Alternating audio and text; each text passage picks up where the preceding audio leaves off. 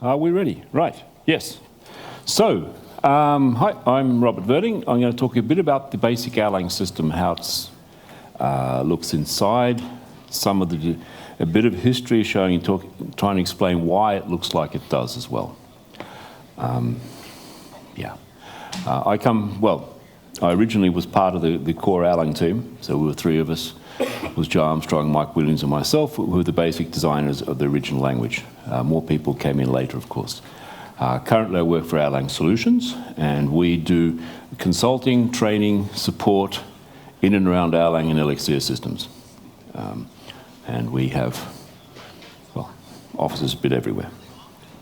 So yeah, this is the Erlang. We'll end up somewhere in the middle trying to explain what the ecosystem means and how we view it and how it can be extended with things like this. And with a bit of time, I'll have some examples showing some ideas. Let's see if this works, shall we? Yes. Right. Okay, not much here. So there are a couple of points I want to make, which if you go out, you'll sometimes see these taken up and mentioned. So yes, Erlang was developed by Ericsson. So when we were developing, we were working for Ericsson. However, no, it is not a telecom language. A lot of times you'll read people saying it's uninteresting because it's a telecom language. It's not a telecom language, and I'll try and explain why it isn't and what it is, right? So a little bit of history, trying to just describe it. There's a reason for the way it looks like it does. And originally, we're now talking in the 80s. Ericsson had a product called the AXE, it was a telephone exchange, switches, and it was a very successful product. But it required quite a lot of work to develop and maintain the software. And I was working in a computer lab at that time that Ericsson had, and one of the things we're trying to look at is how we could improve the system, make it easier to program and maintain it. That was what we're looking at other things as well, but this is one of the things we're looking at. But the important thing was it had to have the same characteristics. Okay. I don't think they intended us to make a new language, but that's where we ended up. So what we found out here is that if you look at this problem, the problem domain we were looking at, the telecoms part was not difficult. I mean, controlling the switch, someone had already written that. We didn't have to worry about controlling the switch and getting information from the switch. You send a command to the switch and it does it. It connects people together. Send another command and the phone start ringing. All that work had been done for us. That wasn't the problem. The same thing, getting information from the switch, that was quite easy to fix, so we get that information into the system. So what was the problem? And these are some of the main issues, ones we're tackling, was that you had to be able to handle a lot of concurrent activities going on. So in those days, a big switch might have a few 100,000 lines coming in. You might have tens of thousands of calls going on at the same time, plus all the things the switch is doing. And you have to be able to handle all these at the same time. There are timing constraints. Things have to happen at a certain time or within a certain time. And that means the system can never block. Whatever happens, if something's supposed to happen at a specific time, it must happen at that time. Whatever the system is doing, it cannot block. Right? You need distribution. If you want to build a seriously fault-tolerant system, you need multiple machines. Therefore, we need some form of help for distribution. Another feature here is that it has to be in continuous operation over many years. This was talking back in those days, to start the switch up, it's supposed to run for years, right? Even if you're doing software maintenance. So if you're doing upgrading the system, the switch must not go down while you're doing this for it. And there are strict requirements for fault tolerance. So when things go wrong in hardware or you get some programming errors, the switch must not go down. Yes, you could lose a few calls, but the switch's whole must never go down. And the interesting thing is, if you look at these, none of these have anything telecom specific. This describes the problem we were trying to solve. And it wasn't a telecom problem as that. It took us a while to realize that this wasn't just telecoms. I can still say the first time I heard someone written a web server in Erlang, I thought, why would anyone want to write a web server in Erlang? Right? Then if you go back and reflect on it, you can say that's a very good choice. But it wasn't what we're out for. So yeah, so the Erlang and the system around it was designed to solve this type of problem. And there's direct support in Erlang and OTP for supporting these issues. That's what it's all about. It's concurrent, fault-tolerant, scalable systems, basically. Some more reflections here. We weren't out to make a functional language. It became functional along the way, because we felt as we were going, this was a very good choice for it. We weren't out to implement the actor model. We read later in papers saying Erlang implemented the actor model. We had never heard of the actor model. We just arrived at this type of idea as very suitable for what we wanted it to do. Right? So yeah, we were trying to solve a problem. The whole development of the Erlang language and the system around it was very problem-oriented. We had a problem, solve it. This meant the development of the language system was very focused. We had a clear set of criteria for what the language and the system should do. The 6 points I mentioned there, if we could not do that, it wasn't interesting. No matter how fantastic it was, we just had to solve that problem. And that meant the language and the system evolved to solve this problem. So we were very fortunate we had a user group who'd come back they were from the system side, and they could come back with comments on our ideas and on the language and how the language should be used. They could come back and say, if this was a good idea, this didn't work, or whatever. And sometimes we just made wrong suggested choices. So where did we end up? Lightweight concurrency. Concurrency is a fundamental property, must be able to handle a lot of processes, they must be cheap in every way. Asynchronous communication. If we have time at the end, I'll show you why you should not have synchronous communication in parallel systems. It takes about 3 minutes. Process isolation and the error handling. So when something goes wrong and a process crashes, it should be isolated and shouldn't ruin things for other processes. We need support for error handling, for making error handling systems. So we felt that things like concurrency and error handling were so fundamental to the problem, this is not something you put in afterwards as a library, this is something you build into the base system, the primitives for it.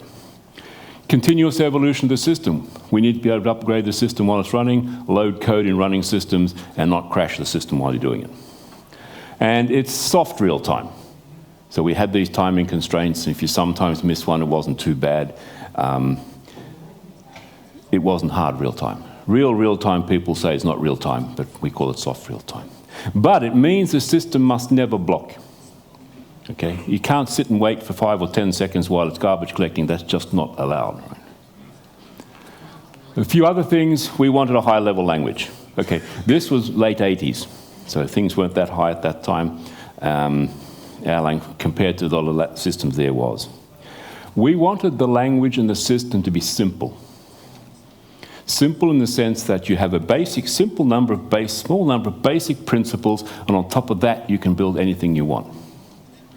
Okay, that is difficult, right? Small is good in this case. And I know that, see if I can get it right here, Dijkstra has some very nice quotes about this. And he says, simplicity is a great virtue, but requires hard work to achieve it and education to appreciate it. And to make matters worse, complexity sells better. Right. And he's quite true there. It is difficult to make a simple system. To get the right basics. It's very easy to make a complex system. You need something new, just chuck it in. And after a while, your system grows in complexity. To get the basic stuff right is difficult. We also found provide tools, not solutions. We tried to provide solutions, but we usually got them wrong. And they come back and say, no, we can't use this anyway. So the basic idea is provide tools, and then let the users build the solutions they need. So yeah, that's actually not me playing, that's me working, right? So this was in '91, there was a trade show, and we were going to demo Erlang, and we wanted something to try and attract people to it. And we had a small switch in the lab, so all our experiments were actually done against Telecom systems. That is the switch. And we felt that showing that at a conference would not attract anyone. There were no blinking lights or anything, so we thought, okay, we'll make a train set. And we'll have the train set controlled by Erlang. And which we did. This is me sitting experimenting. I will freely admit I went slightly overboard here because we ended up with an automatic train control system. So you could have tracks, multiple trains running, you could book tracks through this train system and everything would work, and they wouldn't crash or collide or anything like this. And it was fault tolerant as well too, of course. So yeah, that's work. So where do we end up with the language? The sequential language, it's a simple functional language. It has a slightly different syntax, but most functional languages have a different syntax. It's got your typical language functional features. It's immutable data, immutable variables, extensive use of pattern matching, recursion rules. These are just your standard functional stuff. It's dynamically typed, and there are no user-defined data types. I can discuss afterwards why, but they're used for that. So the sequential language is a pretty standard functional language. There's nothing strange about it, really. Then you get into the concurrency side for it. We want a lightweight, isolated processes, literally millions of processes. You can do that in the Erlang system. Asynchronous message passing. That is the only safe way if you want to guarantee non-blocking systems. If you put synchronous communication in there, eventually you're screwed. It'd be very cheap. We have a selective receive mechanism which allows you to say which messages am I interested in receiving now and just leave all the other ones for later. And we don't do global data. Okay. So that's the concurrency. That's the basic premises for the concurrency. Now for error handling, the basic thing is errors will always occur. Get over it and build a system that can handle it. And what we want to do in the basic goals here is the system must never go down. So yes, you might get errors going in the system, but the system must be able to detect those errors, recover, and keep on going. It should never crash, right? But we want to avoid writing error-checking code everywhere. If you've ever done this, you'll know what a pain it is and how easy it is to get it wrong, right? So we just want to let it crash, right? So if something goes wrong in a process, let that process crash. Someone else will detect it and know what to do when that process does, clean up after it or restart it. Which means that it's very seldom you actually write error handling code anywhere. We can avoid. There are some cases you need to do it, but in most of the cases you can just program it as if everything worked. When it crashes, someone else will clean up after you. It's like having an enormous cleanup team around you all the time, right? And so, what do you need to build robust systems? Well, at least two things you need. You need to ensure that necessary functionality is always available. If some part of the system has to be when it works, if it's not there, the system is not up. And you need to clean up when things go wrong. Right? And well, you also need at least two machines if you want to really fault tolerance. You need distribution for it. So the first thing with the necessary functionality is that's what we call supervision trees. That's the method we use to do that. In that you have some processes which are supervisors. And their job is to monitor other processes. We have a supervision tree here, and we have this supervisor monitoring this supervisor and that process, that worker process, and this supervisor monitoring those workers. And if a worker dies, the supervisor knows what to do. Its main job is to restart things. So this is how we can ensure that necessary functionality is always there. If some critical server process dies, it will have a supervisor that restarts it. We can continue, right? That's all the supervisors do. The other thing, of course, is cleaning up. We need to be able to monitor processes, and when they die, clean up after them, free resources, or whatever it might be for it. And also, we can have groups of co-worker processes. They are linked together, and if one dies, they all die. The basic rationale is they should either all work or not, or they should all die for it. And the basic error handling mechanisms do this for it. They're used for building this. They're not part of the base system, but they're the basic tools for building these type of functionality on top of the system. Right? So you get it. That leads us upwards. So we have the language here, and when we're developing the language, we had ideas about how we should use the features in the language. And we had the requirements we had to push down into the features. So the features of the language and how they were used were very meshed together. Okay. So we had the concept, say, for links. And using a link, the supervisor could detect if a child process has died and restarted, or you could have a server which could monitor processes using resources from it, and when they die, clean up afterwards, using the same mechanisms for doing this. And OTP, it's a set of design patterns for building concurrent fault-tolerant systems. Yes, there is a telecom, whoops, wrong one, sorry. There is a telecom in the word here, but it's not a telecom specific anyway. If you look what's actually there, there's nothing telecom specific in it. The closest is an ASN.1 compiler for interfaces. That's about it, right? But it's all based on the original system ideas we had. These ideas of monitoring things for restarting, for cleaning up and stuff like this for it. There's a concept called a generic behavior which implements these design patterns. And there's also support for adding new behaviors. It's not a closed box where you have this, well, the 5 basic behaviors when you start. You can add new behaviors if you want them as well too. And there's a set of rules for building behaviors, and you follow those rules, they'll just fit in. It's quite simple actually. It also contains a large number of libraries and support tools for building systems and what we call releases. It's actually quite simple once you get into it, to be honest. Yeah, there is nothing about telecom and OTP. It's a very politically correct name coming from a telecom company, but it's the same thing saying Erlang's not a telecom language, this is not a telecom system. And what you happen to find is that systems built with Erlang tend to be very operating system-like in their feel. They provide services for what you want to do here. And there is very seldom any central thread of execution in these systems. Again, think an operating system. I'm doing lots of different stuff in an operating system. If I want a new browser, I just pop one up and I just run it and keep on going. I can take it down, I can start up new functionality and things like this. It's very much the same thing in Erlang systems. The closest you can get to having any central form of execution, central thread of execution, is something which starts tasks. Right? So if you're talking telecoms, there'll be a set of processes there, and every time a call is made, it would start a number of processes for starting that call, and those processes just go, keep executing. When the call goes, the processes will go away again.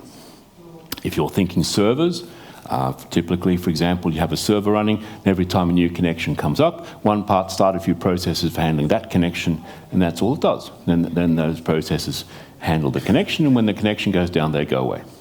There's very seldom a central thread of execution. I tend to think of it not so much as a language with concurrency, but more a system with a language, right, for building. It's for building the systems what we're really all about here. So that's looking from the language upwards. Now we can also go downwards here and ask the question, what is the beam? Well, that's very simple. It's a virtual machine to run Erlang. That says everything and it says nothing. Right? What does all this mean? One, the beam actually stands for Bogdan's Erlang Abstract Machine. And Bogdan Hausmann, he was a guy working with in the lab in the early 90s, and he started doing, well, the second virtual machine actually. The first one was called the Jam, which was Joe's abstract machine. And the beam has now been modified and updated over about 25 years. There's probably not much of the original code there, but it's still called the beam. The B actually stands for Björn now. Björn Gustafsson took over most of the internal work for it. So what is this? What's a virtual machine to run Erlang? And yeah, well, this looks very familiar, doesn't it? So all the properties in the language, there's direct support for all these in the beam. So it's support for handling lightweight massive concurrency. And yes, I can say massive in this case. I mean, having millions of processes is actually perfectly feasible to do it, and there are systems that do it as well too. I mean, real live runtime systems that do it. It's based on asynchronous communication. If you want to do synchronous communication, you send one message and then the person you're requesting sends back a reply and you sit and wait for it. There's process isolation built into the system. So if one Erlang process crashes, the others won't be affected. There is support for the error handling. The error handling primitives are directly supported in the virtual machine. There is support for the continual evolution of the system. There are primitives for handling and reloading code in the system while the system is running. It also means that I can reload any module while the system is running, and that will never crash the system. Even if that module is in use, I can reload it.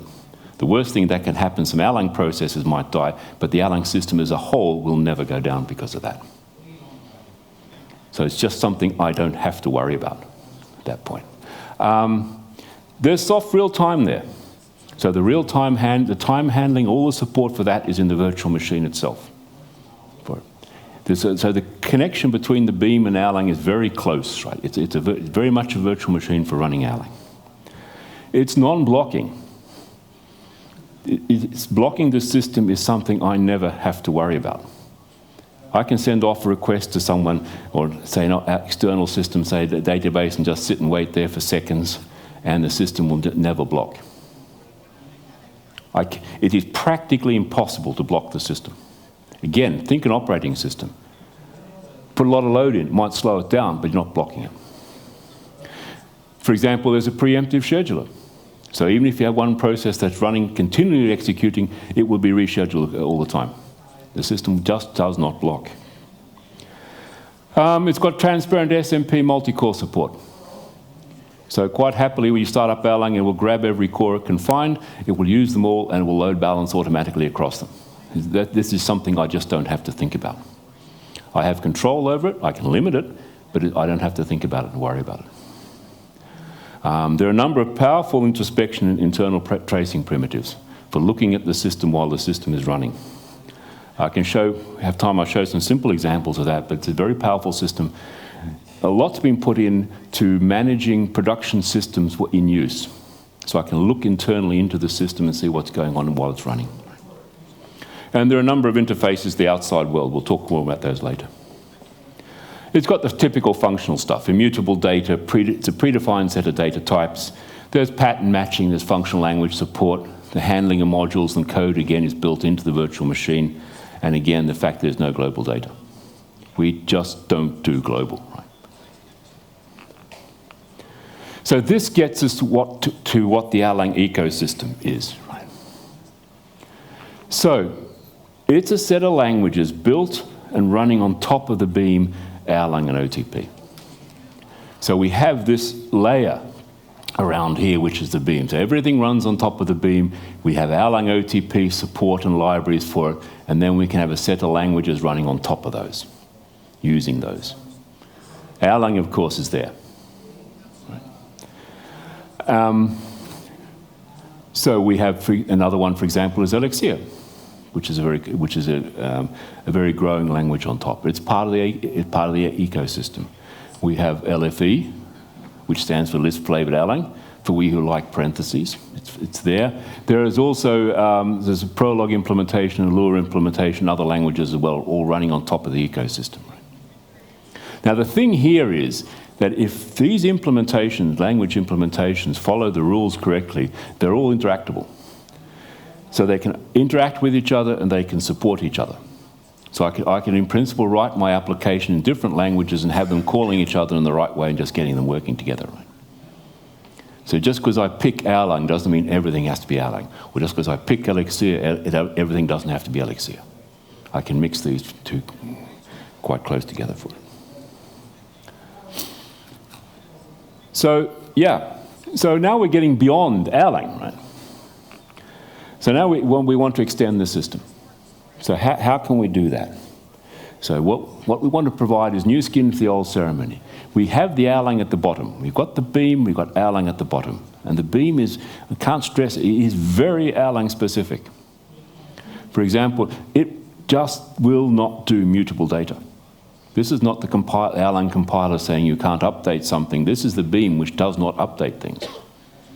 If you try and do it internally, the chances are it either won't work or you'll crash it.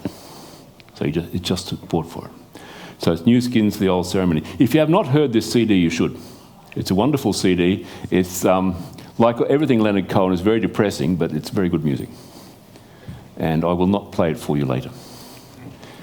Yeah, so how does it work? Well, as again, we have the beam here. We have Erlang, we have OTP. So my new language, I would implement this in some way on top here, and new language libraries on top. So they'll both be on top of Erlang and on top of OTP and using those. This is the basic way we extend the system. And it's like a skin. And the thickness of the skin will very much affect how efficient it is and how it works. So sometimes it'll be very thin skin, sometimes it'll be very thick skin. It's up to you to choose what you need and do thing for it. So, yeah. So I would say I class there are three different classes of extending the system. One I call native languages. These are languages which basically keep the Erlang execution model and data types, but just provide a new syntax and different packaging and things like this for it.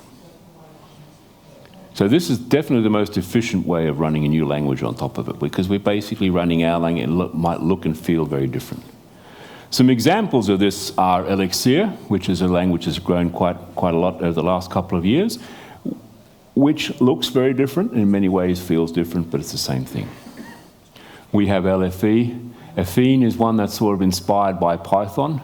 We have Clojure, which is a Clojure-like language running on top. And there are also a number of experiments doing statically typed languages. So I mentioned Erlang is dynamically typed. And it only has a predefined set of data types. Again, this is directly what's supported in the machine. There are reasons for this. I can discuss them later, but that's just the way it is. So if we look here, Elixir, well, dynamic functional language designed for building scalable and maintainable applications, of course. If you look at it, it's influenced by Ruby, but it's definitely not Ruby. So if you look at the syntax and you've looked at Ruby, you'll find there's a clear similarity between the syntax and the Elixir syntax. Has taken many features from Ruby syntax. But be very aware, we are not running Ruby. Because Ruby has a lot of things that will just not run on the beam. For example, mutable data. It has metaprogramming capabilities using macros. There's a macro package, there's a macro system rather, defined in the language which allows you to write your own macros and to extend the language. A lot of the things, the standard stuff you'll find in Elixir are actually macros. This is nothing strange. However, you can't change the syntax because the handling of macros is done after you've parsed it. So what you write in your file has to be parsable by the Elixir parser. Then you can do macro processing and change that before it goes into the compiler. Now the Elixir syntax is pretty well lax in some ways, so you can write things which actually are function calls but don't look like function calls. In many of the standard things, the syntax you use for defining a function, the def, it does not look like a function call. But syntactically, it actually is one and expands into a macro. So a lot of the system are macros. A lot of packages you'll find in Elixir will have macro type interfaces.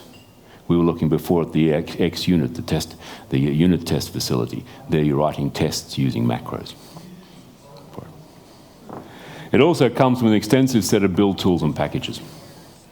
There are a lot of packages that come with Elixir. It's being extended, and from a very early stage, there are a set of build tools for building systems with it.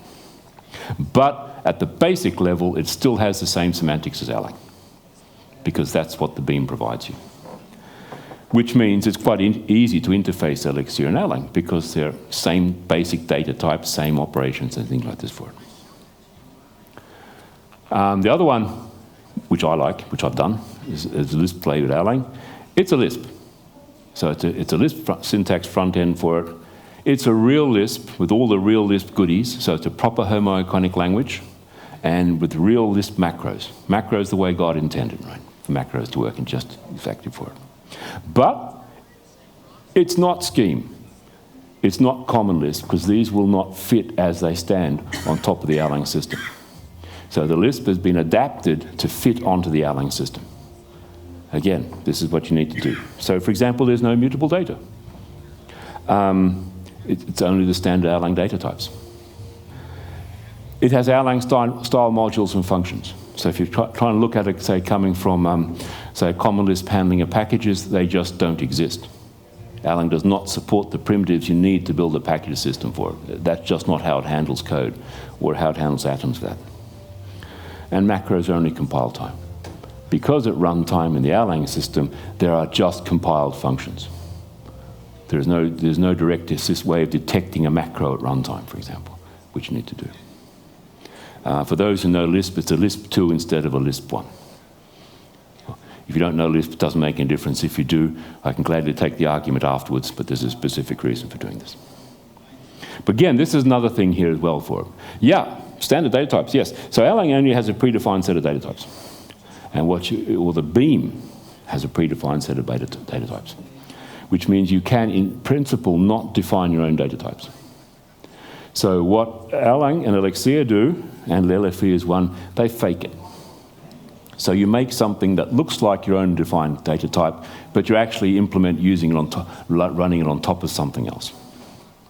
So from the Erlang point of view, they have something that's called records, which gives you nice syntax. You can define records to certain operations on records, but they're implemented on top of the standard tuples, just using a tag tuple for it. Elixir has something called structs, which gives you the same features. I can define structs, I can do type checking or at least access checking of structs at runtime, but they're just built on top of maps. And there's just no way around this.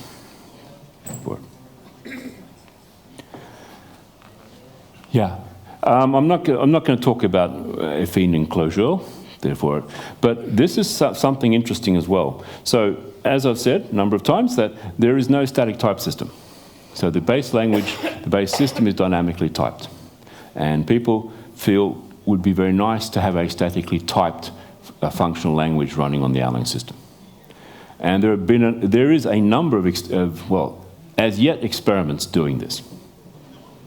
So one, for example, is Alpaca, which is it's statically typed, eagerly evaluated functional programming language.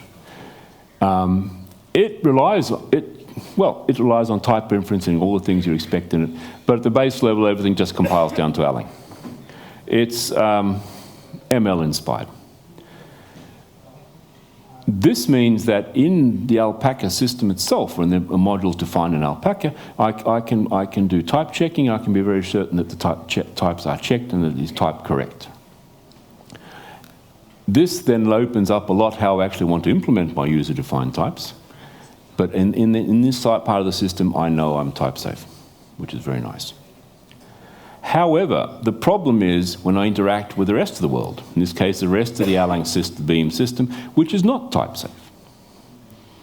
So there's, in the Erlang system, there is nothing stopping me calling any function I want with any arguments. And by default, all this checking is done at runtime, which is completely against what we're doing here. And the same thing with when processes are communicating, I can send any message I want to any process. The system does not block or stop anything like this. Which means if I'm doing something like this, I need some form of shell around my statically type check system interacting with the outside world for it. But doing that, then I can build a system inside which I know is type safe.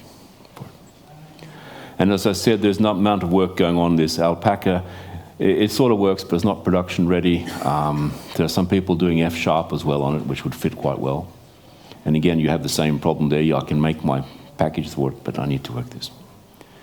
So this is coming on here. It's interesting. It'll be interesting to see how when they get them better, further along in development, how useful they are and how they get them to interact with the rest of the system. Because I know there's quite a lot of interest in this. Yeah, the next level is extending the system, what I call non-native languages. So now I want to run languages on top of the Erlang system, but they're not Erlang-like. However I look at it, Elixir, LFE, well, the other ones, Clojure, Alpaca, etc., they are Erlang-like in their semantics. I can change the syntax, I can have packaging systems, and I can do a lot of things for it, but the base level is. Here we're looking at what happens if I want to implement a language on top of the Erlang system which has completely different semantics.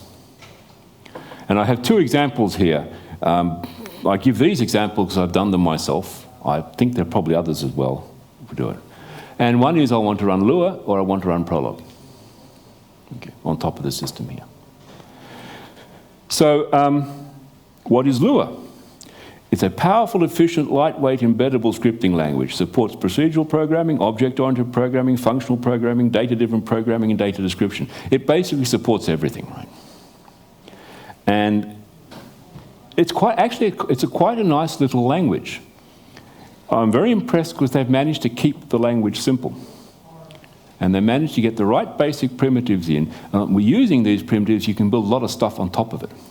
Yes, I can make it object-oriented, It doesn't have a concept of classes, but using the tables and meta tables, I can implement something like classes for it.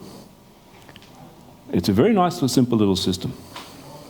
And Lua is an implementation of this, running in Erlang, which implements Lua 5.2. Well, it doesn't do the coroutines, but that's about it, right? Everything else it does for it. And Lua is very different. Amongst other things, it has shared global mutable data defined in the language, right? How it should work. And without that, it wouldn't be Lua. So if you're going to implement Lua, you have to implement shared mutable global data, right? Which Erlang doesn't support. The Lua handling of code is completely different. So these are things, there are other features as well for it that you just have to do yourself if you're going to do it. If you want to do it. And the goal here is to make something that is compatible with Lua. Not Lua-like or Lua-influenced, but Lua. That's what Lua is. There are other things as well in the language that just don't fit. Again, it's a very nice little language. They're also very conservative in their development. So they've reached 5.2 now. That was a couple of years ago. They went to 5.3, and then they did something extremely radical. They added integers. Before that, all the numbers were floating points. And there was a lot of argument about integers, whether they should be there or not, but yes. Which means it's very compatible. So how's it done, right? Well, this means I have to implement a system on top which interprets Lua or Lua bytecode or something like this, and manage the whole state myself. So what this is the Erlang data structure, the record, which contains all the Lua state. So it contains information for tables. The main data type, well, the only structured data type you have in Lua are tables, key value tables. You need that. You need frames, because the call frames are mutable. So you sometimes have to handle those. I need the current global table, the bottom level global table, which references everything. I need to keep track of the stack. All the atomic data types have meta tables as well. So I've got a meta table for nil, for booleans, for numbers, and for strings. So I need to carry these things around with me as well for it. I need a random state. So each implementation of Lua has its own random number generation for it, so I don't overlap. And, well, I need a tag so I can crash it in the right way. So what you need to do here, this case is Lua, but if you're doing another language, you have exactly the same problem. I need to manage a state containing all the stuff that is not Erlang-y and carry that around with me and work on that. So if I'm adding a new table, then I add a table into the table here. And if I'm updating a table, well, I go in, extract that table, mutate this, which is just an Erlang data type, mutate it and put it back in again. So I have to carry all these things around with me. There are a few more for accessing things and stuff like this as well too. But this is the type of work I need to do if I'm putting a language into Erlang which is not Erlang. Another example, I'm not going to go that deep into it, is Erlang, which is standard Prolog. It's a strict subset of standard Prolog. And again, it's got complete different semantics to Erlang. So it's got backtracking, logical variables, and unification, which Erlang doesn't have. So I have to do this myself in the language itself, in the implementation. Fortunately, most of the mapping between Erlang and Erlang data structure is pretty straightforward, except for logical variables, because they update. Sometimes I bind them, and when I backtrack them, I lose bindings and things like this for it. So this is two examples if I wanted something I call a non-native language. The third level is extending the system, using external systems, accessing things on the outside. And there are a number of ways of doing this. There's the basic mechanism, the original one is called ports, and that just allows me to talk to other operating system processes by sending messages to them. So from the Erlang side, I open a port, and there's an operating system process at the other end. I send bytes to it, it will arrive there. When they send bytes back, I'll see there's a message coming from the external side. It makes the outside world look like a process and just sending messages backwards and forwards. That's a very nice way of doing things. We have NIFs, which are natively implemented functions. That's a way of implementing functions in C and calling them from Erlang as if they were Erlang-defined functions. So I can set up a module accessing something outside, and I will call it from Erlang functions, and I'll do the outside work there. For example, if you're running, say, Raspberry Pi, you can make a set of NIFs that implement the I2C interface. And then I can talk I2C from my Raspberry Pi for the outside doing this by calling Erlang functions. There's a set of libraries for converting to and from Erlang data structures. There's support for doing threads as well there. So I can start up threads from my NIFs and run things for it. They're used quite a lot today. We also have something called C nodes, which is in between. It's a way of having another operating system process written in another language, but from the Erlang point of view, it looks like a distributed Erlang node. So I can link to it, I can send messages to it, and things like this for as well. There's a bit of work needed to do it to make it behave properly, but there's support for doing that. And I can talk with other languages as well. I think Rust and WebAssembly are things that are probably arriving. The NIF interface allows me to talk to anything, just as long as I go through a C function for it. An example of examples of C nodes here, the J interface, that's something that comes with a standard Erlang release. It's a way of talking with Java. It's basically a set of Java classes, so I can run Java and I can send Erlang messages backwards and forwards from it. Erlang is something a colleague did of mine. That's for doing the same thing with Python. So I can start a Python machine, other Python processes, I can talk backwards and forwards from the Python to it. So you could use Erlang as an interactive concurrent glue between Python systems and sending messages between them as well. Yeah, okay, so why? We have these three basic alternatives. Why would I choose one over the other, right? So why choose a native language? Well, however you look at it, it's the optimal use of the beam, because you're doing what the beam is meant to do. And it's definitely the fastest thing you can get running on the beam, however you look at it. It's conceptually easy to interface, because it's just Erlang, right? And it's safe. What I mean by safe here is you make a mistake in that and crash it, all you'll happen is you'll crash an Erlang process, you will not crash the Erlang system. We're sometimes pretty paranoid about safety, but yes. So it's safe in that sense. The downside, of course, is you're basically restricted to Erlang-like languages. You cannot get around that. They may look and feel very different. If you look at Elixir, it looks very different. In many ways, it feels very different, but at the base level, it's the same. That's just a limitation of it. And typically, you probably need a large environment to do it anyway. I mean, you want libraries, you want tools, you probably want your own REPL, something like this. You want an Emacs mode, of course, so you can edit the language, right, for it. But you need these things for doing it. And if you go back to the Elixir side, you'll find they have this big environment around the language for it. So the next one, of course, is what happens if we want to do non-native languages? The example of being Lua and Erlang here. Well, there are no restrictions. I can do whatever I want, right? I can make my language as global, as mutable, as shared, whatever. It's up to me to implement it. It's a good use of the beam in the sense that I'm still running inside beam processes, that I can still communicate with other things written in other languages on the beam directly just by sending data across and calling functions. I've got fast data transfer with Erlang because I'm just running inside the Erlang system all the time. Right? And it's safe. Because again, I might have written an interpreter like the Lua system that interprets Lua, but it's running inside a normal Erlang process, and if that crashes, just as normal Erlang handling for data for it. The downside is that it is often slower than doing a normal implementation. I take my language X and implement it outside in C or whatever, that will generally go faster than implementing on top of Erlang. If it doesn't, I've probably done something wrong somewhere, right? That's just the price you pay for it. It can be costly to implement. Sometimes this is not trivial doing it. And you need an environment for these things, right? You need the environment, the global state, the mutable data. What I was showing, the example from Lua. Actually, those Lua data types, they're the actual ones in the system. That's real stuff. But I need to implement all these. I need to handle all this global state, pass it around with me, and manage it in a nice way, right? I can't get around that.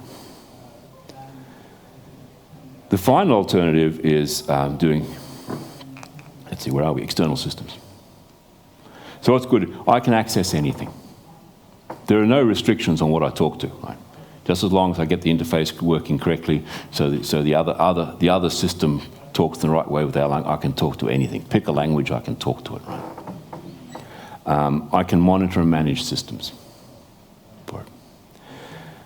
And it gives me, of course, the maximum efficiency of that system because I'm using the default implementation of it. I'm just communicating with it. Then it's slightly, generally the interface is a bit slower.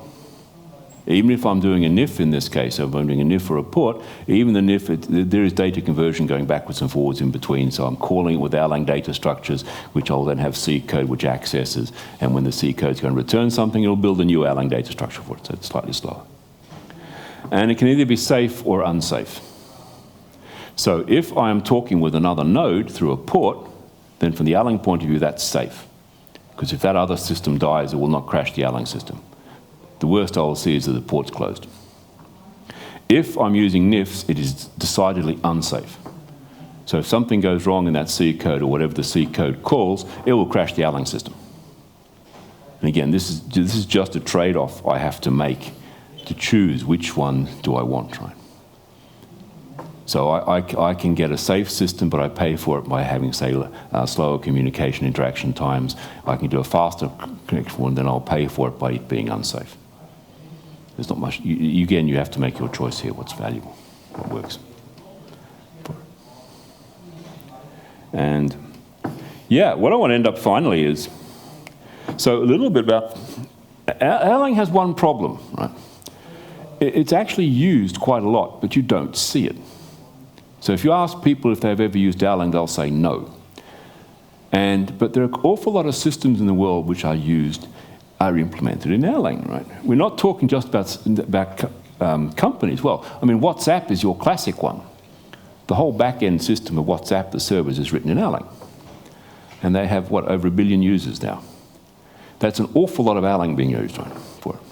And of course, no users notice this, it's just there, right? And they're not there because it just happens to be there. They're also classic users of many of the features of Erlang. They literally have Erlang systems running millions of processes, running millions of Erlang processes on one system, on one machine. And they just do that in their production system for it. There are other users as well, too. I mean, well, Ericsson, of course, has some products written in Erlang. So if you're sending mobile data from your phone, then you're most likely running through systems written in Erlang. Because some of the base station parts are written in Erlang for it. And I think Ericsson have somewhere around about 40% of the world market for that, so the chances are very great you're using Erlang, even with what you're doing here today. Bet365, part of their system is Erlang as well. So they did a number of experiments 4 or 5 years ago. They were going to add a new feature, and they did experiments with Erlang, and they liked that, and they added that feature in Erlang. And then they've extended that with a few other features as well, written in Erlang. So again, you don't see it, but it's there. And for those who don't know, Bet say they are the largest online betting system in the world. I can never remember if it's the number of users or the amount of money, but it says that somewhere for it. So they are serious users of Erlang. A few others, if you're going here, Qvik, for example. They're the ones who do quick check. The quick check system's written in Erlang. Of course, it can check other languages as well, but the basic system is written in Erlang for it. And again, as a quick check user, you don't really have to know this. It's there, but it just works, right? What else? Cisco, they use Erlang in their switches. So you're probably running Erlang in many different cases for it.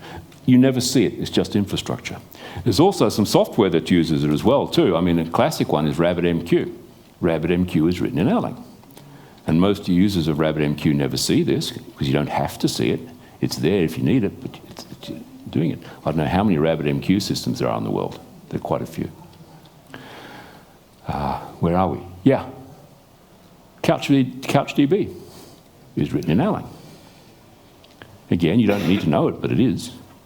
The React database, which I don't know if you've seen it, but that's also written in Erlang. The company Basho that developed it, they went under, but now it was taken over by Bet365, and they maintain and support it because they're using it themselves. Right? And what else? Well, yeah, I mean, the Klarna online banking system, the system they use in Europe is written in Erlang. Do I have any more?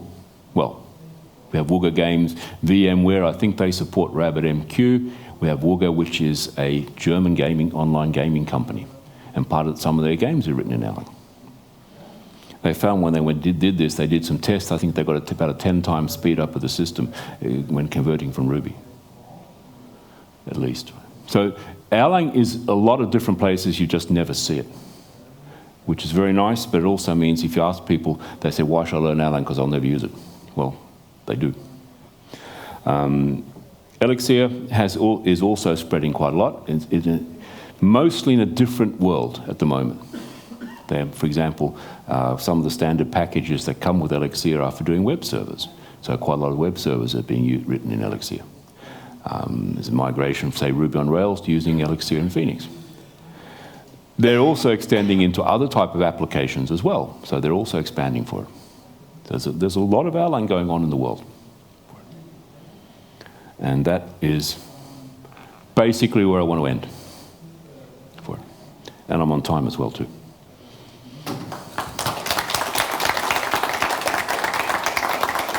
So, questions? Yep. Can you upgrade the B in a way that you don't need to stop the system? No. There are two things you can... So the question was, can you upgrade the beam in the running system? No, there are two things you cannot upgrade on the running system. One is the operating system, and the other is the beam. Unfortunately, everything else you can upgrade, but not that, I'm afraid. So you can't, if you're running on the Supervision system, you can't bring down one machine, upgrade... Oh, yeah. Okay, yes. But you cannot upgrade one machine. If you're running a single system and you want to upgrade the beam, then you have to take it down. If you're running, say, multiple nodes, multiple machines, then of course you can do rolling upgrades. It means you have to design your system in such a way it can handle that. Then you also get the feature that one of the machines crashes, everything else just keep on going and take over the work, which you want to do anyway, right? But then it'll do that, yes. For it. Any more questions? No? I want to show one thing. I want to show this. Excuse me here, I can't help it. So what we've got here, I will start this up. I think we will run it like this. Let's see if this works, shall we? Nope. Display preferences. And if we now do arrangement, we mirror the displays, sorry, for it. And we can shut that down, and we do this. And so what I'm going to do now is run a little demo, both to show a bit about the concurrency and some of the introspection systems as well, too. So I am running a spaceship system here. So I'm going to start off, and I will start the system. Shall I try and increase this size? Yes, like this. Is that visible? Yeah. So I'm going to run a space which is 500 by 500 big, and I'm going to run 2,000 ships on them. So I've started up the space here. We're not running, it's running, but we're not ticking any clocks. So we'll start the run, and I will tick a clock every 75 milliseconds. So now we have this 2,000 ships running. Okay. Each ship is a separate Erlang process. So if I look at this system, I'll find that there are over 2,000 processes running, which from the Erlang point of view is pretty trivial. So we can look at that. Let's have a look. So I can start an Erlang here, and I'll call this observer, and I will set the cookie right.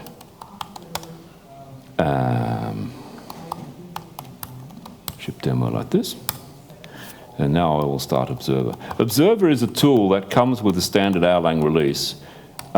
It provides some levels of introspection. It'll come up eventually. Yes, there we go.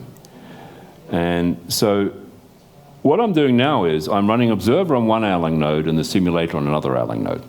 So we're just showing distribution as well here. So I can tell which node I want to observe, and I want to observe the simulator. So now I'm looking at the simulator node here. And we can see down here, for example, I'm running 2,049 processes. So each ship is one process, and we've got 49 other processes around. I can look at load charts. For example, it'll take a bit of time to get going. And now we can see, if we look down here, it's a bit hard to see it, but there are 8 schedulers, 1 per core. So we're running 8 schedulers, the load's distributed, and the load balance is automatic for it. I don't have to do anything about this. We can look at the memory usage, we can look at other things as well. We can look at the memory allocators, and I will freely admit I don't understand what these are doing. But someone who knows about it can very well say, is the memory handling working as it should be handling, right? I can look at these things for it. I can look internally in the system. I can look at applications. Well, I'm not going to go in for it, but I can look at load charts here. And so I'm running the system here, and I can of course do things. I just have one shell. I can start up multiple shells. I can do things. So I can change the programming of the ships. So the ships are actually in code. The logic of the ship is Lua. So each ship is running Lua code for the logic of it. And the logic here is very simple. It's just a ship just runs in a straight line until it gets to the edge of the universe and it bounces, right? So it's very logic. But I can change the logic. So I can say, I want to make it a run ship, and I will make the first 1,000 of them run ships. So what I'll do now is I'll load in and recompile the code, and you'll find the run ships are green. Yeah, no, it didn't stop. Of course it didn't stop, right? That would be fatal. So now we're running different logic here for it, and if I look at the load charts here, I can see that there was a bump when I was recompiling and loading in the new code, a bit more memory, but just running. And of course, this is a game, and in real games, of course, you kill things, right? So, well, yeah, for me, gaming is computer games, not betting. Okay, so I'll be strict here. So let's make some ships attack ships, right? And we'll make a lot of them, so we'll kill it off quickly. So I'll make 200 attack ships. Now we'll see they will turn orange if you look there, and you'll see little things going. That's explosions. So what an attack ship does is when it gets, which is normal, another ship in front of it kills it. And I don't have sound, so I'm writing out the sound there for the, in this space we hear things. This should go boom, boom, boom, boom, boom, but I don't have sound for it. And now we see the ships are going down, of course, and if I look at the load, I see the loads dropping. Of course, because there are less processors, less memory usage, everything, I can see this. It's keeping pretty balanced. Now we can do some fun things. This one I like. So we have this concept of schedulers, and each scheduler is running one operating system thread, and they're balanced for it. I can shut down schedulers. So I can do Erlang system flag. Got that right? Yes. Schedulers online. So I don't want to run 8 schedulers anymore. Let's go down to 4, shall we? So I'll set it to 4 here. And what will happen now is I've shut down 4 schedulers, and it's moving the processor from those 4 across the other ones. So now it's only working on 4 schedulers. We're running into a bit of problem here. Well, not a problem actually. What's happening here is the Erlang system and not only load balances, but if it decides we have so little load, it'll actually try and shut schedulers down by itself. That's why we're seeing some of them dropping, but I'm moving things across here as well. So I can set it back to 8, I can set it to 2. Let's set it to 2 and see if we can see anything more here for it.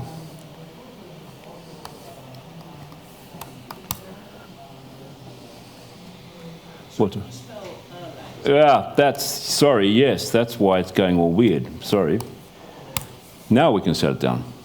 And now we see it shut down, we shut down 6 of them, just running on 2. Sorry, that was me misspelling. It doesn't try to automatically correct, but yeah, I can do that. So yeah, I can control a lot of things in the system while the system is running for it. I just want to show one thing, and then we're done. So I mentioned that we'll kill this, and I will restart it again, and we'll just start node down. Yes, that's the observer saying the node's gone down. That's okay. We won't worry about that. So we'll just start here. We'll start 500, 2,000 again. So I was mentioning before an example of why you should definitely not do synchronous communication in parallel systems. So all these ships, if we start them, start the run here, they're just running independently. They're not looking around. It'd be very nice to have a ship that, for example, have a flock of ships. So if they find other ships around them, they could follow it and do things like this for it. So we do have a flock ship here. So I can set ships again to flock ship. And we'll set the whole lot for it. And they all become flock ships here. And now they're becoming, well, they're orange, and when they're finding flocks, they're becoming green. And yeah, something's going wrong, right? And it took us about less than 1 minute for the whole system to hang. The reason, of course, for this is they were doing synchronous communication. They'll discover a ship close and they'll send off a synchronous request saying, where are you and how fast are you going? And then sit and wait for the reply. And the whole system blocked in less than a minute. So a very clear example why I should be very careful doing synchronous communication in parallel systems.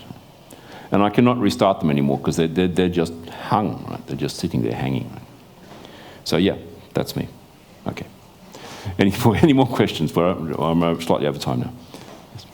Okay, good, thank you.